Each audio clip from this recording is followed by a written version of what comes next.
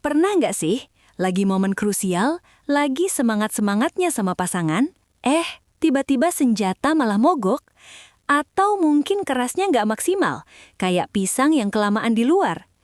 Jujur aja, momen itu pasti bikin panik, malu, dan akhirnya kita ngerasa gagal judi pria. Banyak banget yang langsung lari ke warung atau klik iklan di sosmed buat beli obat kuat yang janjinya selangit. Tapi pertanyaannya, aman nggak buat jantung?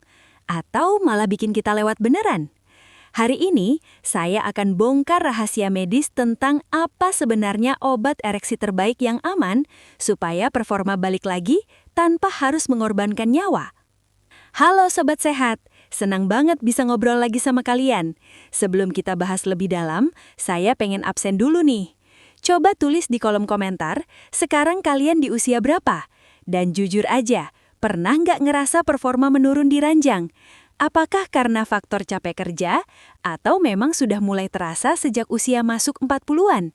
Jangan malu, kita di sini belajar bareng-bareng secara medis, bukan buat saling ngejudge. Disfungsi ereksi atau DE itu bukan cuma masalah fisik, tapi masalah mental juga. Banyak pasien datang ke saya dengan raut wajah lesu.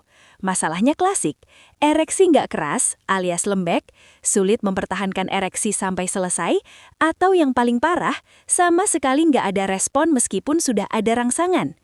Yang bahaya adalah mentalitas shortcut. Pengennya instan, akhirnya beli kopi-kopi ajaib yang isinya kita nggak tahu apa, atau pil biru palsu yang harganya murah banget. Padahal masalah utamanya mungkin bukan di situ. Kenapa sih ereksi bisa gagal? Bayangkan penis itu seperti ban mobil. Supaya ban itu keras dan bisa jalan, pompa udaranya harus kuat dan bannya nggak boleh bocor. Secara medis, ereksi adalah masalah aliran darah. Ketika kita terangsang, pembuluh darah di area vital harus melebar supaya darah masuk dan terkunci di sana. Nah, masalah muncul kalau 1. Pembuluh darah kaku akibat kolesterol atau diabetes. 2. Saras nggak sinkron akibat stres atau kelelahan. 3. Hormon testosteron drop. Jadi, obat yang terbaik bukan yang bikin jantung berdebar kencang, tapi yang membantu pembuluh darah melebar secara alami saat dibutuhkan. Saya kasih contoh nyata.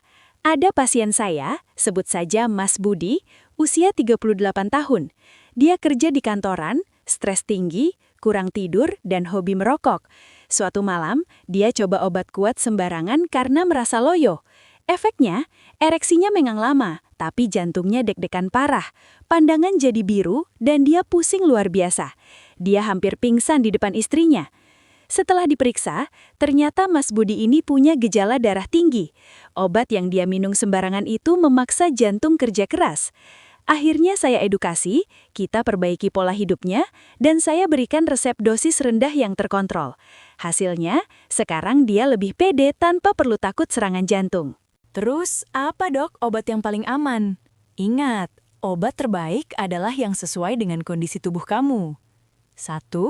Golongan PDE5 inhibitor. Seperti sildenafil atau tadalafil. Ini obat medis resmi. Tapi harus dengan resep dokter. Kenapa? Karena kalau kamu punya riwayat sakit jantung atau minum obat tertentu, kombinasi ini bisa fatal. Kedua, perbaiki pompa alami. Olahraga kardio seperti lari atau renang adalah obat kuat alami terbaik. Kalau pembuluh darah jantung sehat, pembuluh darah di bawah juga pasti sehat. Ketiga, cek hormon. Kalau gairah atau libido kamu hilang, mungkin testosteronmu rendah. Konsumsi makanan tinggi zinc, seperti kerang, daging sapi tanpa lemak, atau telur. Keempat, kelola stres. Kadang masalahnya bukan di bawah, tapi di atas, alias otak. Kalau otak stres, sinyal ereksi nggak bakal dikirim. Nah, dari penjelasan tadi, kira-kira mana nih yang menurut kalian paling sulit dilakukan? Apakah berhenti merokok atau mulai rutin olahraga? Atau mungkin kalian punya pengalaman unik setelah coba tips tertentu? Coba ceritain di kolom komentar. Saya pengen tahu pendapat kalian. Nanti beberapa akan saya balas langsung. Kesimpulannya, jangan korbankan nyawa demi durasi beberapa menit. Obat ereksi terbaik adalah kesehatan pembuluh darah dan kesehatan mental kamu. Jangan beli obat sembarangan di toko yang nggak jelas legalitasnya. Konsultasi ke dokter itu nggak memalukan kok. Justru itu langkah paling jantan yang bisa kamu lakukan.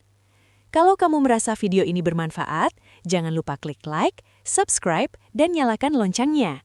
Bagikan juga ke teman-teman cowok kalian yang mungkin butuh info ini. Jaga kesehatan, jaga keharmonisan, sampai jumpa di video berikutnya.